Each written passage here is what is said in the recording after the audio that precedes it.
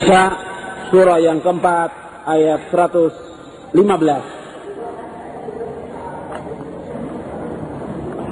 Allah berfirman dalam surah An-Nisa, surah yang keempat ayat 115, "Wa man yushaqiqir rasula min ba'di ma tabayyana lahul huda wa yattabi' ghaira sabilil mu'minin nuwallihi ma tawalla wa nuslihi jahannam wa sa'at masira." Dan barang siapa yang menentang Rasul sesudah jelas baginya petunjuk dan mengikuti jalan selain jalan kaum mukminin, kami akan palingkan kemana dia berpaling dan kami akan masukkan dia ke neraka jahanam, dan jahanam itu sejelek-jelek tempat kembali. Tentang yang dimaksud dengan jalan kaum mukminin pada ayat ini yaitu para sahabat. Yang dimaksud jalan kaum mukminin yaitu para sahabat. Jadi orang yang sudah jelas petunjuk Nabi, sudah jelas Qur'annya, sudah jelas sunnah, sudah jelas. Kemudian dia tidak mau mengikuti sunnah Nabi, maka dia akan sesat. Kemudian ada lagi orang yang sudah jelas Qur'annya, mengikuti Qur'an, sudah jelas juga mengikuti sunnah, tapi tidak mengikuti jalannya kaum mukminin. Berpegang pada Qur'an dan sunnah, tapi tidak mengikuti jalannya kaum mukminin. Tetap Allah katakan nuwallihi matawalla. Kami palingkan kemana dia berpaling. Wa nuslihi jahannam, dan kami akan masukkan dia ke neraka jahanam, dan jahanam itu sejelek-jelek tempat kembali. Jadi harus mengikuti Al-Quran dan Sunnah menurut pemahaman para sahabat ridwanullah alaihim ajma'in. Jadi Nabi berpesan, alaikum bisunnati, sudah cukup sampai situ. Wa sunnatil khulafa'il mahdiyyin ar-rasyidin. Dan adalah kalian berpegang pada sunnahku dan sunnah para khalifahku yang terpimpin lurus. Tamassaku biha, adalah kalian berpegang dengan sunnah ini. Jadi sunnah Nabi sudah berpegang seluruhnya, seperti yang tadi sudah saya sebutkan definisi sunnah menurut generasi yang pertama, yaitu apa yang dilaksanakan oleh mereka, baik masalah i'tiqadiyah, baik masalah akidah, baik masalah ahkam, baik masalah amal, baik masalah-masalah yang wajib maupun yang sunnah, kita mengikuti mereka. Itu jalan yang selamat. Jadi kalau ingin selamat dari perpecahan dan selamat dari ancaman Allah dan selamat dari penyelewengan, maka harus ikuti para sahabat ridwanullah ajma'in. Jadi berpegang pada sunnah Nabi sallallahu alaihi wasallam dan sunnahnya para khalifah yang terpimpin dan lurus. Kemudian yang ketujuh dari hadis ini, Nabi sallallahu alaihi wasallam mengingatkan kita, wa iyyakum wa muhdatsatil umur, dan jauhkanlah diri kalian dari perkara-perkara yang baru. Iyyakum wa muhdatsatil umur, jadi perkara-perkara yang baru, yang diada-adakan. Perkara-perkara yang baru yang diadakan dalam masalah ibadah maupun dalam masalah akidah. Karena Islam ini Nabi sudah tinggalkan dalam keadaan sempurna, putih bersih. Dan di zaman Nabi sallallahu alaihi wasallam belum ada bid'ah. Di zaman Nabi belum ada bid'ah. Begitu sedikit ada orang berbuat salah, langsung ditegur oleh para sahabat yang lain.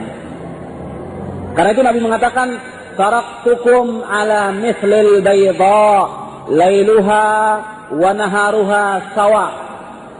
Aku tinggalkan kalian dalam keadaan putih bersih, malamnya seperti siangnya.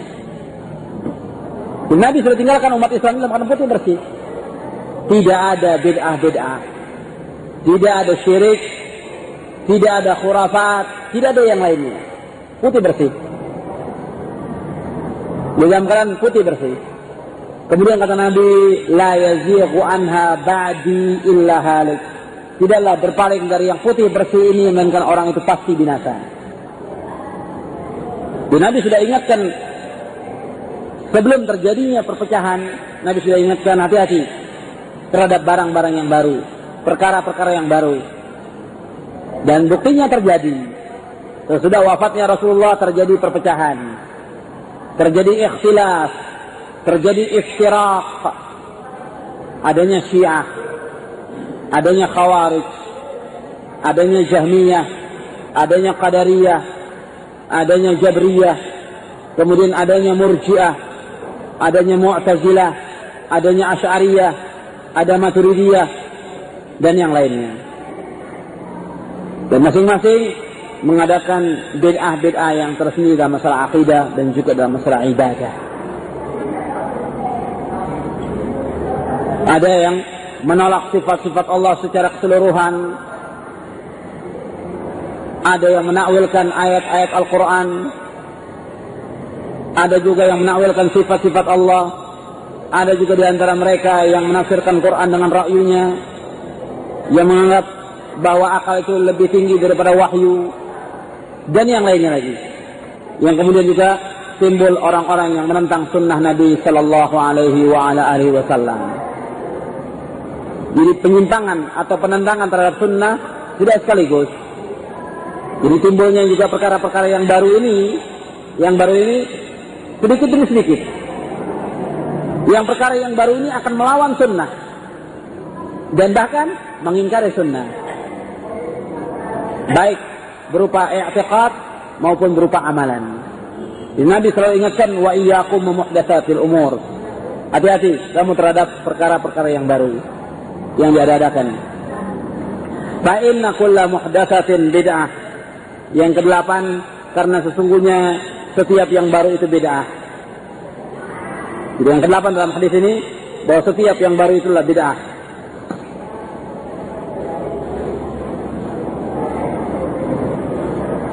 Jadi yang baru dalam syariat yang tidak dicontohkan, lawan daripada sunnah itu yaitu bid'ah. Yang tadi belum kita bahas, ya. Ada pengertian lain dari sunnah ini, yaitu lawan daripada bid'ah. Itu menyalahi apa yang dilakukan oleh Rasulullah SAW, bertentangan dengan Al-Quran dan Sunnah, dan bertentangan dengan pemahaman para sahabat radhiyallahu anhum. Ini yang dikatakan bid'ah.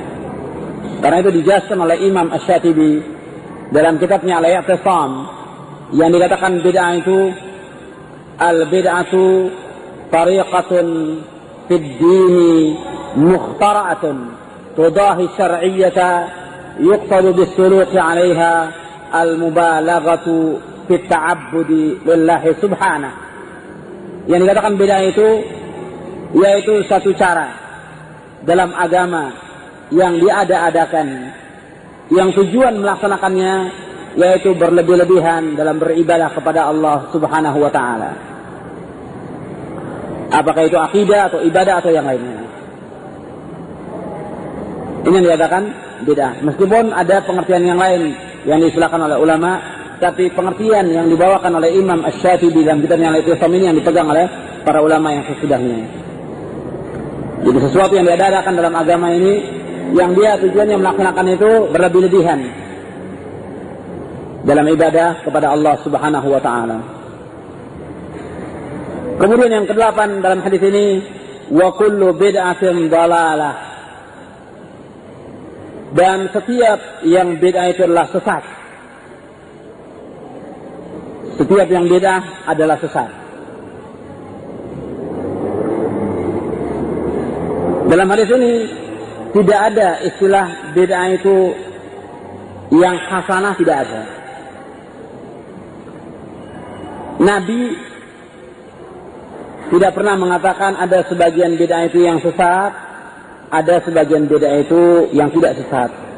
Ada sebagian bid'ah itu yang hasanah, ada sebagian bid'ah itu yang tidak hasanah, tidak ada. Nabi mengatakan wa kullu bid'atin dhalalah, dan setiap bid'ah itu adalah sesat. Penjelasan ini kita bisa lihat bagaimana sekarang dalam memahami kullu bid'atin dhalalah, kita lihat bagaimana penjelasan para sahabat. Karena yang diajak berbicara pertama kali oleh Rasulullah yaitu para sahabat. Dan para sahabat orang yang paham bahasa Arab. Nabi berkata dengan bahasa Arab yang fasih, dan sahabat paham bahasa Arab yang fasih itu. Sahabat memahami yang dikatakan kullu bid'atin dhalalah, setiap bid'ah itu sesat. Itu dipahami oleh para sahabat, ya setiap bid'ah itu sesat. Tidak ada sahabat yang mengatakan sebagian bid'ah itu sesat, sebagian lagi tidak sesat. Tidak ada. Tidak ada yang demikian. Seperti perkataan Abdullah bin Mas'ud radhiyallahu an. Abdullah bin Mas'ud mengatakan, "Kullu ittabi'u wa la tabtadi'u faqad kufitum wa kullu bid'atin dhalalah." Kata Abdullah bin Mas'ud radhiyallahu an, "Ittabi'u wa la tabtadi'u." Ikutilah dan janganlah kalian berbuat bid'ah. Faqad kufitum, dan sungguh kalian sudah dicukupi dengan Islam ini. Wa kullu bid'atin dhalalah, dan setiap bid'ah itu sesat. Ibnu Mas'ud tidak menjelaskan sebagian bid'ah itu sesat, sebagian lagi tidak. Tidak demikian. Ibnu Mas'ud mengatakan wa kullu bid'atin dhalalah. Kemudian juga Abdullah bin Umar. Abdullah bin Umar mengatakan kullu bid'atin dhalalah wa in ra'ahan nasu hasanatan. Kata Abdullah bin Umar radhiyallahu anhuma, Abdullah bin Umar mengatakan kullu bid'atin dhalalah, setiap bid'ah itu sesat. Wa in ra'ahan nasu hasanatan, meskipun manusia memandang baik. Meskipun orang banyak mengatakan bahwa bid'ah itu baik, tetap saja setiap bid'ah itu sesat. Dan ulama-ulama yang sesudahnya pun mengatakan demikian. Jadi tidak ada sebagian bid'ah itu sesat, sebagian lagi tidak sesat, tidak ada. Ini yang harus kita pegang, dan ini juga sebagai dasar dalam kita menuntut ilmu. Di antara poin dalam kita menuntut ilmu dalam manhaj talaqqi bagi Ahlussunnah wal Jamaah, itu kita harus selalu ingat bahwa setiap bid'ah itu adalah sesat. Itu harus kita ingat. Sehingga kita berusaha bagaimana menjauhkan bid'ah itu sejauh-jauhnya, sehingga kita tetap berpegang kepada sunnah. Kemudian dilanjutkan hadis ini, tidak dalam riwayat ini tetapi dalam riwayat Imam Nasa'i dari sahabat Jabir bin Abdullah. Kalau yang tadi dari sahabat Irbad bin Sariyah, dalam riwayat Nasa'i dari sahabat Jabir bin Abdullah, Nabi bersabda, wa kullu dhalalatin finnar, dan setiap yang sesat itu tempatnya di neraka. Ya, setiap yang sesat itu tempat di neraka. Tapi harus kita ingat bahwa hadis ini wa kullu dhalalatin finnar termasuk ahaditsul wa'id. Arti termasuk hadis-hadis ancaman. Setiap hadis-hadis ancaman tidak boleh kita takwil. Jadi hadis-hadis yang berkenaan dengan janji atau hadis yang berkenaan tentang wa'id seperti itu. Sebagaimana juga dalam kita memahami tentang nama-nama dan sifat-sifat Allah, tidak boleh kita ta'wil. Tidak boleh kita menyimpangkan atau kita menyamakan dengan sifat makhluknya. Tidak boleh. Tentang sifat-sifat Allah. Begitu juga tentang hadis yang berkenaan dengan ancaman, kita artikan demikian. Setiap bid'ah itu tempatnya di neraka.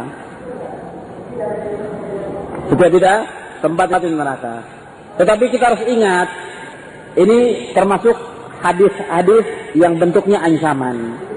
Kita tidak boleh menuduh orang yang melakukan bid'ah itu pasti masuk neraka, tidak boleh. Ta'yin, menentukan orang yang melakukan bid'ah ini neraka, tidak boleh. Karena apa? Tidak tahu kita akhir kehidupan dia. Mungkin dia banyak amalnya yang kemudian Allah ampunkan, mungkin dia bertobat kepada Allah, atau nanti dia mendapatkan syafaat dari Nabi Muhammad, atau yang lainnya yang kita tidak tahu dari amal-amal yang dilakukan. Jadi penjelasan Syekhul Islam Ibnu Taimiyah tentang wa kullu dzalatin finnar ini harus kita hati-hati. Jadi tidak boleh kita ta'yin, menentukan orangnya itu pasti masuk neraka, tidak boleh. Meskipun kita lihat jelas-jelas dia melakukan bid'ah, tapi menentukan bahwa dia masuk neraka tidak boleh. Tapi kita katakan bahwa setiap bid'ah itu tempatnya di neraka. Sudah, kita katakan demikian. Arti ancaman kepada dia supaya dia berhati-hati jangan sampai dia melakukan perbuatan bid'ah. Karena Nabi mengancam dari perbuatan bid'ah ini tidak akan diterima yang lainnya. Kemudian tentang masalah hadis ini, Nabi Sallallahu Alaihi Wasallam mengingatkan kita untuk berpegang pada sunnah, dan juga para ulama mengingatkan kita berpegang kepada sunnah Karena berpegang kepada sunnah itu akan membawa kepada keselamatan. Dan ulama itu juga wajib menjelaskan kepada umat ini mana yang sunnah dan juga mana yang bid'ah. Karena menjelaskan seperti ini penting. Apalagi pada zaman sekarang ini.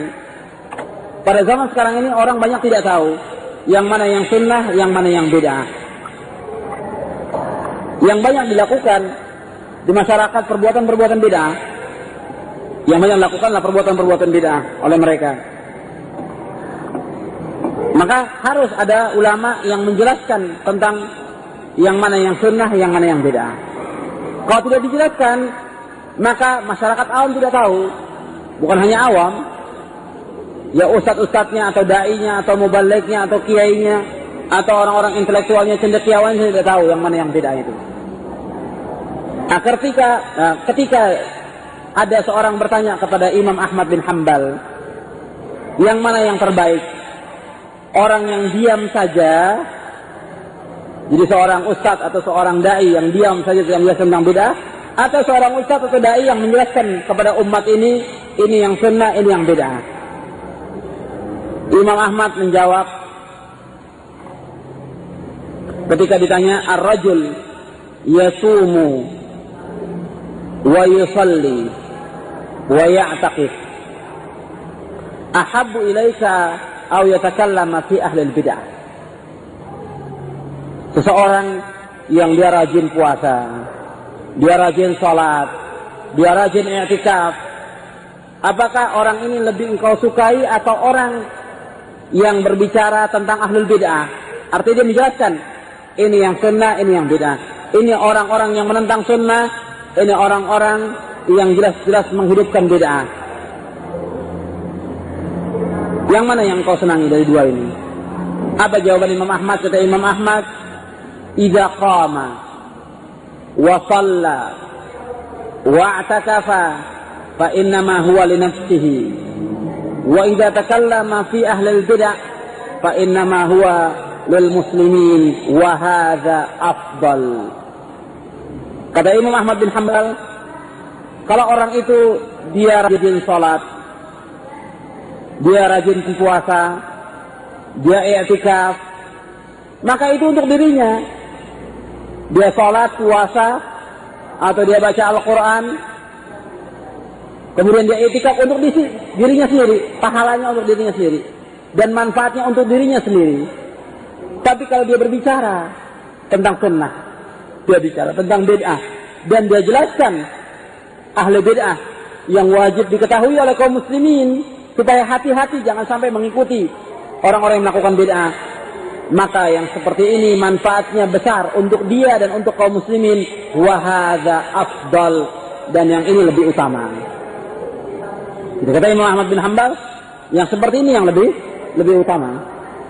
Arti orang yang menjelaskan tentang sunnah, menjelaskan tentang bid'ah, dan menjelaskan juga tentang ahlul bid'ah, ini yang lebih utama. Karena apa? Karena dia mengingatkan kepada kaum muslimin jangan mengikuti orang-orang yang melakukan bid'ah ini. Kemudian juga Yahya bin Yahya ketika ditanya tentang ulama yang membela sunnah dan dia mengingatkan umat itu dari perbuatan-perbuatan bid'ah, apakah dia itu pahalanya sama dengan jihad? Kata Imam Yahya bin Yahya, kata beliau, az-zabbu anis sunnati afdalu minal jihad. Orang yang membela sunnah itu lebih utama dari jihad. Kemudian juga Imam Ahmad pernah ditanya tentang orang yang diam, seorang dai atau seorang mubaligh yang dia diam, dia tidak mau menjelaskan kepada umat yang mana yang sunnah, yang mana yang bid'ah. Diam saja dia. Kata Imam Ahmad bin Hanbal, idza sakatta anta wa sakattu ana famata ya'riful jahilu as-sahiha min as-saqim. Apabila engkau diam Dan juga aku diam. Kapan orang yang bodoh itu tahu yang benar dari yang salah, yang sunnah dari yang bid'ah, yang tauhid dari yang syirik? Kapan tahunya orang awam itu? Kalau semua dai diam, semua ustadz diam, semua mubalik diam, tidak mau menjelaskan yang mana yang sunnah, yang mana yang bid'ah. Kalau semuanya diam, maka orang-orang yang awam tidak tahu, dan mereka akan ikut apa yang dikatakan oleh orang banyak, dikerjakan oleh orang banyak, maka dia akan ikut. Karena memang kebiasaan dari manusia itu selalu condong mengikuti yang banyak. Ini kebiasaan dari manusia, punya sifat ikut kepada yang banyak. Kalau tidak dijelaskan, maka orang itu akan mengikuti yang banyak dan dia akan salah. Dan ini tanggung jawab yang besar kepada di tangan ulama. Artinya ulama bertanggung jawab kalau dia tidak menjelaskan kepada umat tentang sunnah dan tidak menjelaskan kepada umat ini yang bid'ah, maka mereka tidak akan tahu yang mana yang sunnah, yang mana yang bid'ah, yang mana tauhid, yang mana syirik, yang mana hak, yang mana yang batil. Dan seperti antum juga sudah ketahui bahwa orang-orang yang melakukan kesyirikan banyak dalam Islam ini. Kaum muslimin yang melakukan kesyirikan banyak sekali. Jutaan kaum muslimin yang melakukan kesyirikan. Untuk di Indonesia saja. Belum lagi di tempat-tempat lain. Yang kewajiban kita menjelaskan. Kemudian umat Islam yang melakukan bid'ah banyak sekali. Kemudian juga tokoh-tokoh yang menentang sunnah, menganjurkan bid'ah juga banyak. Dan subur. Dan dapat dukungan. Kalau tidak dijelaskan sunnah di depan umat, tengah-tengah umat, wajibnya kita berpegang kepada sunnah. Dan kita harus menjauhkan bid'ah, maka umat ini juga akan terkecoh. Mereka akan terbawa dengan pandainya orang-orang yang menentang sunnah ini, yang dia berbicara dengan kepandaiannya dalam dia berbicara, atau dia sebagai seorang orator atau yang lainnya, yang kemudian umat ini terbawa. Dan itu sudah banyak yang seperti itu.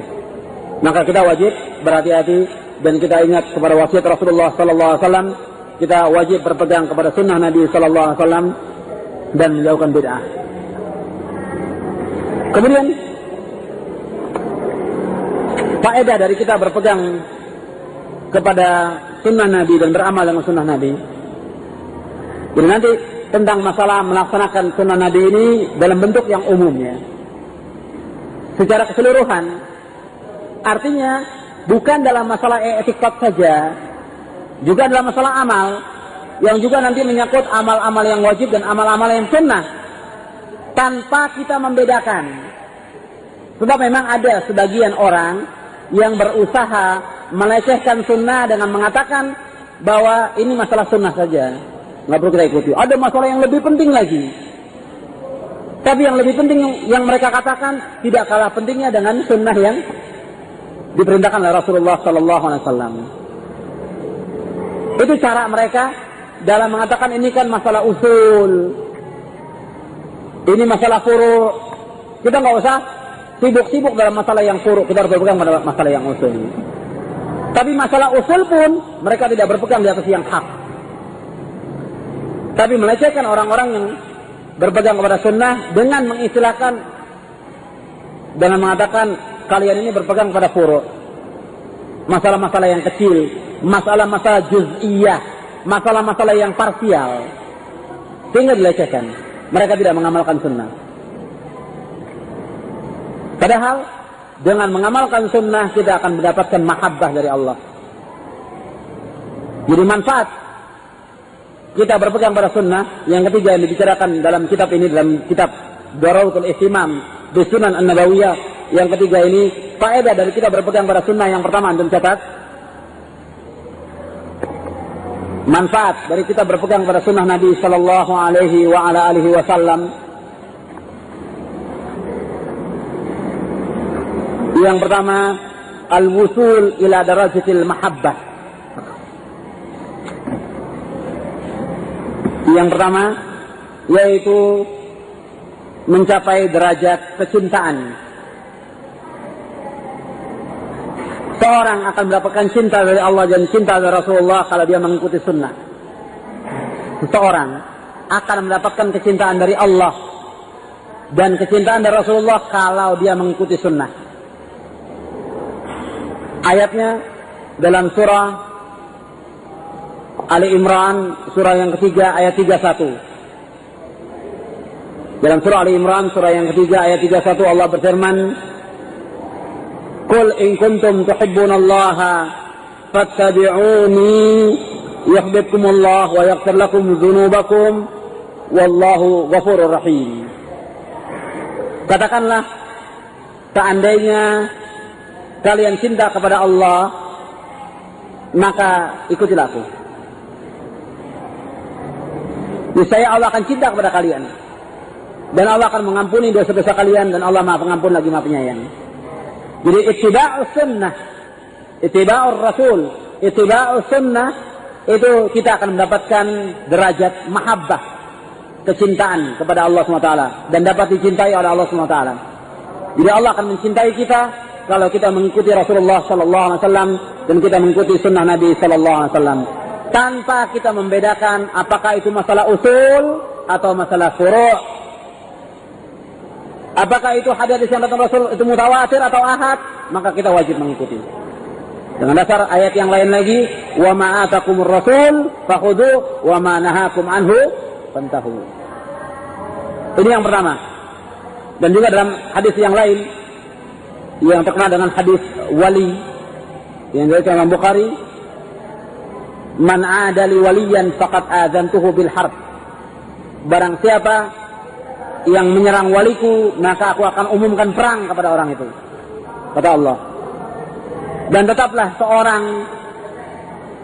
melakukan ibadah yang wajib, kemudian ibadah yang sunnah sampai aku mencintainya, kata Allah. Jadi seorang kalau melaksanakan yang wajib-wajib dan yang sunnah-sunnah, maka dia akan bisa menjadi wali Allah, dan dia akan dicintai oleh Allah Subhanahu wa ta'ala. Ini manfaat dari kita beramal dengan sunnah Nabi Sallallahu Alaihi Wasallam. Jadi bukan hanya yang wajib-wajib, tapi juga dengan yang sunnah-sunnah. Kemudian yang kedua,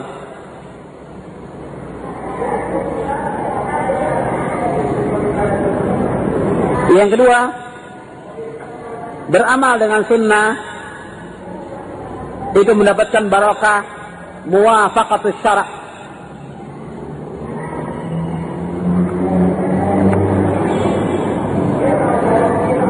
Yang kedua, beramal dengan sunnah itu mendapatkan barakah dari Allah dengan kita sesuai dengan syariat ini. Jadi kalau kita beramal dengan sunnah, kita akan dapat barakah dengan sesuainya dalam kita mengamalkan sunnah ini.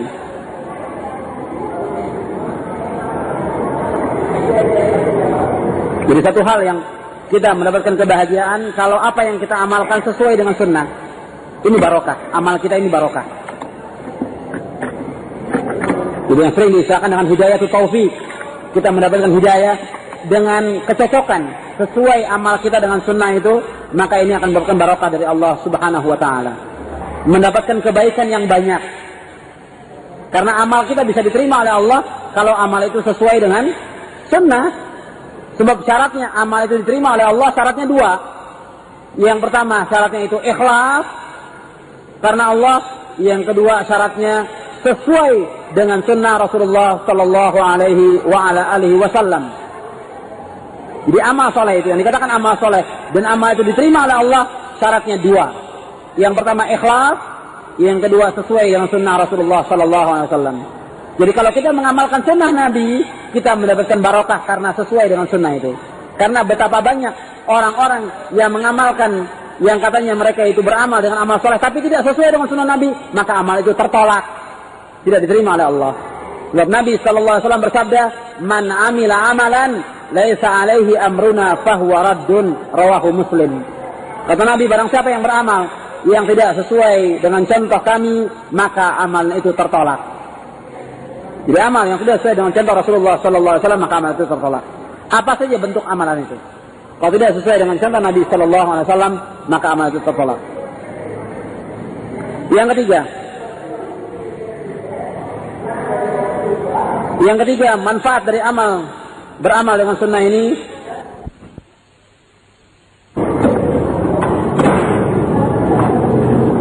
Yang ketiga, orang yang melaksanakan sunnah itu mendapatkan ganjaran yang besar. Jadi orang yang melaksanakan sunnah Nabi itu akan mendapatkan ganjaran yang besar dari Allah SWT. Terutama kalau orang itu berada di zaman fitnah, orang-orang sudah banyak yang melecehkan sunnah, orang-orang sudah banyak meninggalkan sunnah, orang-orang sudah banyak melakukan bid'ah, dia tetap berpegang kepada sunnah. Ini diumpamakan oleh Rasulullah SAW dalam satu riwayat yang sanadnya hasan, seperti al-qabid alal jamr, seperti orang yang berpegang bara api, orang yang memegang bara api karena panasnya. Jadi orang yang berpegang dengan berpegang di atas bara api, karena apa? Banyaknya orang yang menentang sunnah itu, sehingga diumpamakan dia seperti memegang bara api. Dan ganjarannya dalam riwayat itu dikatakan seperti 50 orang dari para sahabat. Kata sahabat, ya Rasulullah, apakah ganjaran itu seperti kami atau mereka? Apa jawaban kami? Minkum ajru khamsina minkum. Yaitu ganjarannya seperti 50 orang dari kalian. Jadi ganjarannya itu seperti 50 orang dari kalian. Jadi ganjaran orang yang berpegang kepada sunnah Nabi Sallallahu Alaihi Wasallam di saat sunnah ini dilecehkan oleh kaum muslimin atau oleh tokoh-tokoh tertentu atau cendekiawan atau orang-orang yang memang mereka sengaja menentang sunnah, dan banyaknya orang melakukan bid'ah, kita tetap berpegang pada sunnah, maka ganjarannya 50 ganjaran seperti sahabat Rasulullah Sallallahu Alaihi Wasallam. Sedangkan sahabat saja itu, kalau kita beramal tentang derajatnya sahabat, itu tidak bisa kita capai. Derajatnya seorang sahabat itu tidak bisa kita capai meskipun kita beramal seumur hidup kita. Kata Nabi Sallallahu Alaihi Wasallam, kalau seandainya seorang dari kalian itu infak sebesar gunung Uhud emas, itu belum mencapai derajat sahabat. Ini hadis sahih diriwayatkan oleh Bukhari dan Muslim. Ini ganjaran yang besar bagi orang-orang yang mengamalkan sunnah Nabi Sallallahu Alaihi Wasallam. Kemudian yang keempat, orang yang mengamalkan sunnah, al-amil bil sunnah mithlu ajri man tabi'ahu, la yanqusu ajruhum syai'a. Yang keempat, orang yang mengamalkan sunnah mendapatkan ganjaran seperti orang yang mengikutinya. Jadi kalau kita mengamalkan sunnah dan kita mengajak orang untuk mengikuti sunnah, kemudian orang itu ikut, maka kita mendapatkan ganjaran seperti ganjaran orang yang mengikuti kita itu, tanpa mengurangi sedikit pun dari ganjaran mereka masing-masing. Jadi kalau kita menganjurkan orang mengikuti sunnah dan orang itu mengamalkan sunnah dan dia kembali kepada sunnah, kita akan dapatkan ganjaran seperti ganjaran orang yang mengikuti sunnah itu. Ini hadis sahih diriwayatkan oleh Imam Muslim. Ya, Nabi mengatakan orang yang menunjuki seseorang di atas sunnah akan mendapatkan ganjaran seperti ganjaran orang-orang yang mengikuti tanpa mengurangi ganjaran mereka sedikit pun juga. Kemudian yang kelima,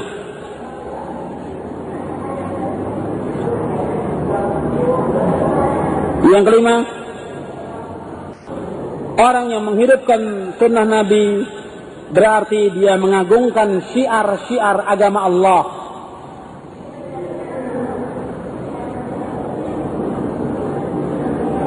Jadi orang yang melaksanakan sunnah Nabi berarti dia menegakkan atau mengagungkan syiar-syiar agama Allah.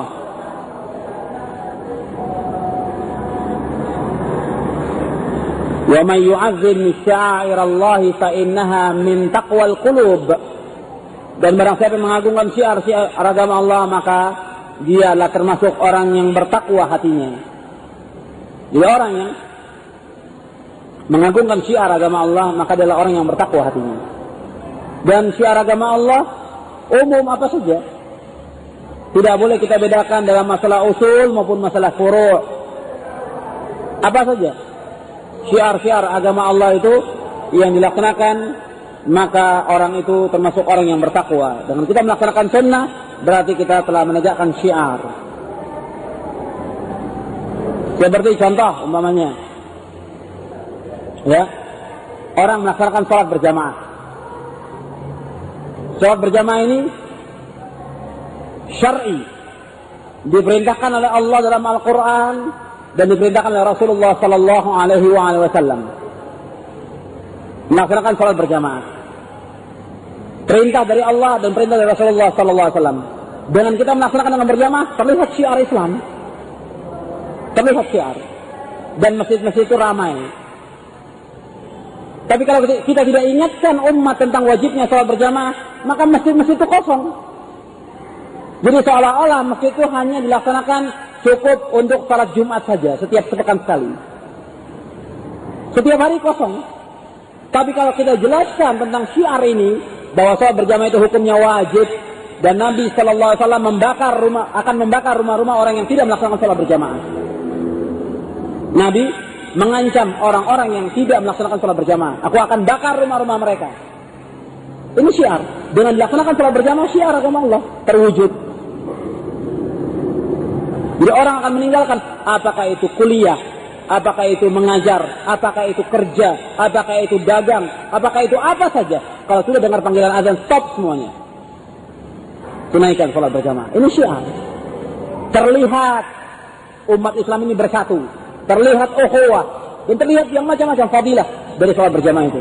Lebih dari 30 keutamaan yang disebutkan oleh Al-Hafidh Ibnu Hajar Al-Asqalani dalam kitabnya Fathul Bari tentang sholat berjamaah ini. Dan masih banyak lagi ulama yang menyebutkan lebih dari itu. Ini syiar. Dengan kita melaksanakan sholat berjamaah, itu syiar. Kemudian umpamanya akhwat memakai jilbab, ini juga syiar. Kemudian nanti ini sebentar lagi kita kurban. Dengan melaksanakan kurban itu, ini merupakan syiar agama Allah. Tetapi harus memenuhi ketentuan yang ditentukan oleh Rasulullah Sallallahu Alaihi Wasallam. Jadi memenuhi ketentuan yang ditentukan oleh Rasulullah Sallallahu Alaihi Wasallam. Nah, kalau itu dipenuhi, ini akan menjadi syiar agama Allah. Sholat Id di lapangan termasuk syiar agama Allah. Kita berjalan menuju sholat Id, karena ini sebentar lagi kita Id. Kita berjalan menghidupkan sunnah Nabi. Nabi apabila melakukan sholat Id berjalan dari jalan yang lain, pulang dari jalan yang lain. Ini syiar. Keluarnya kita dari rumah, mengambil jalan yang lain dengan bertakbir. Ini sunnahnya bertakbir, bukan diam. Berjalan kaki dan bertakbir, sampai bertakbir. Ini syiar. Syiar agama Allah. Tetapi ini masih banyak dilalaikan oleh sebagian besar kaum muslimin. Perginya mengambil jalan lain, pulangnya mengambil jalan lain. Di antara hikmahnya, di antara para ulama mengatakan di antara hikmahnya menakutkan orang-orang kafir yang kita bertakbir dengan Allahu Akbar, la ilaha illallah, Allahu Akbar, walillahil hamd. Itu akan membuat takutnya orang-orang kufar. Dan masih banyak lagi hikmah dengan mengambil jalan yang berbeda dan dengan beramai-ramai dilakukan oleh kaum muslimin.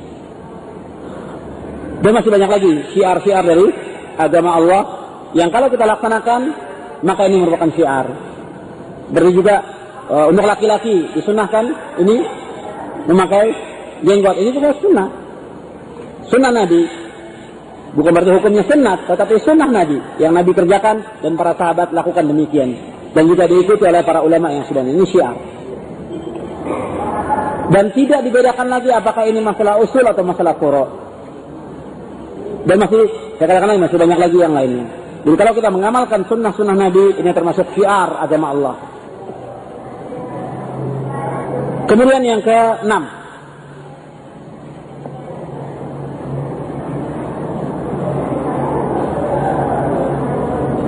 Yang ke-6, al-muhafadha ala sunnah tujbiru kasral faraid.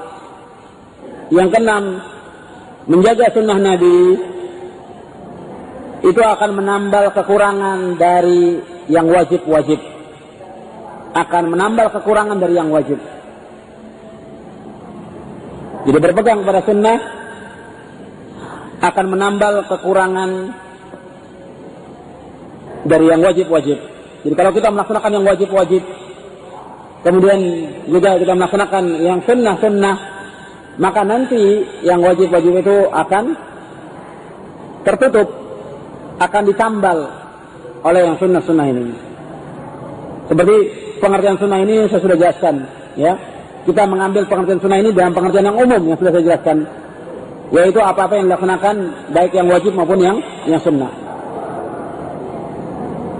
Kemudian yang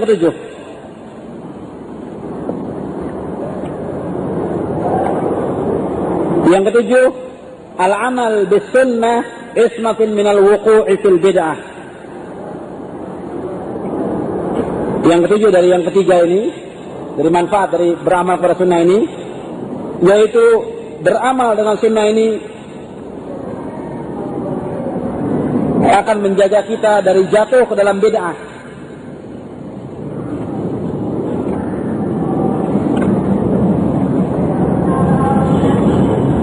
Beramal dengan sunnah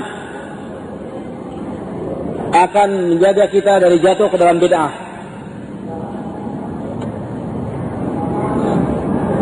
Seseorang yang mengamalkan sunnah, dia akan terpelihara dari jatuh ke dalam bid'ah.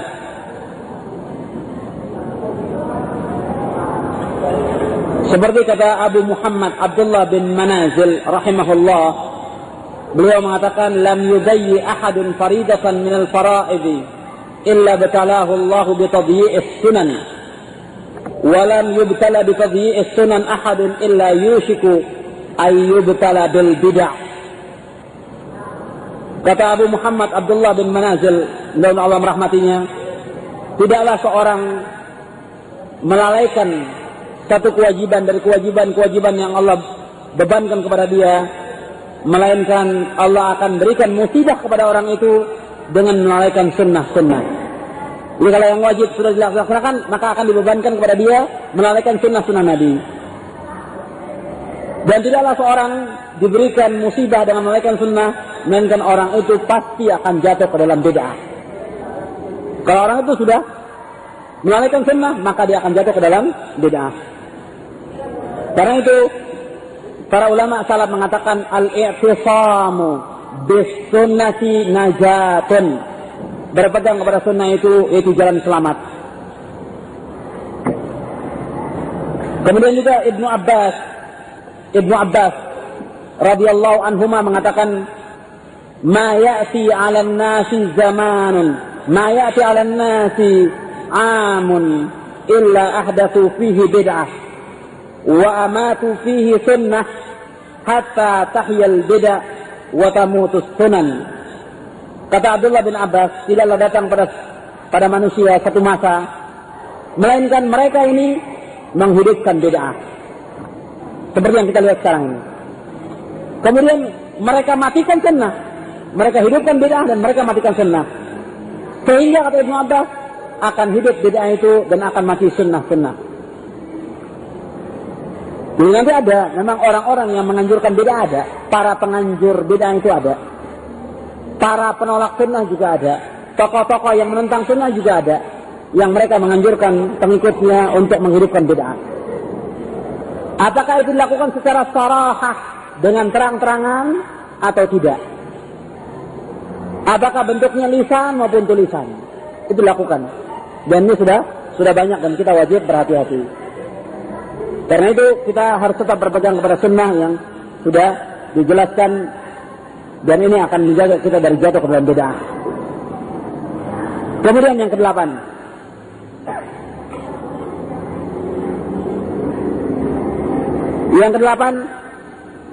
al-iltizamu bis sunnati amnun minal istiraq.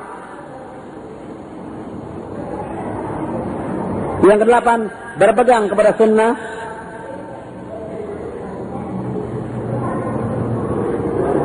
kita akan terpelihara daripada perpecahan. Berpegang kepada sunnah akan terpelihara dari perpecahan. Jadi orang yang berpegang kepada sunnah, maka dia akan terpelihara dari perpecahan. Karena apa? Karena orang-orang yang melakukan bid'ah itu dikatakan ahlul bid'ah, dikatakan juga ahlul iftiraq oleh para ulama.